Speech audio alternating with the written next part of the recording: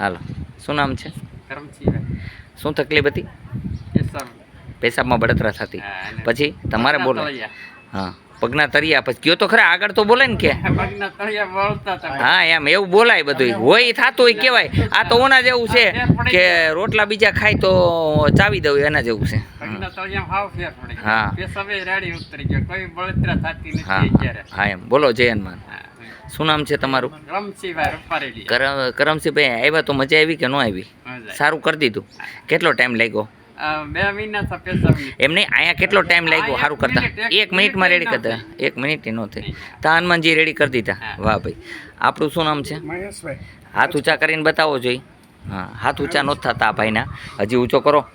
હા એમ બરોબર છે. હવે જો આ ભાઈ એને બહુ ઢીલા છે.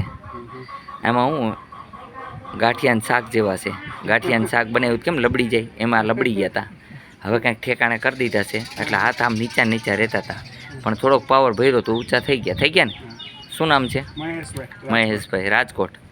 બોલો જય હનુમાન. કેવું કામ લાગ્યું અહીંનું? સારું લાગ્યું. હનુમાનજી બરોબર કામ કરે છે? ગદા બરોબર ફેરવે કે નહીં? ઠકાઠક. બોલો જય હનુમાન. શું નામ છે તમારું? શું થાય તમારા ઘરવાળા? તો તમારા ઘરવાળાનો ઈલાજ કર્યો કેમ? બરોબર છે? બરોબર છે.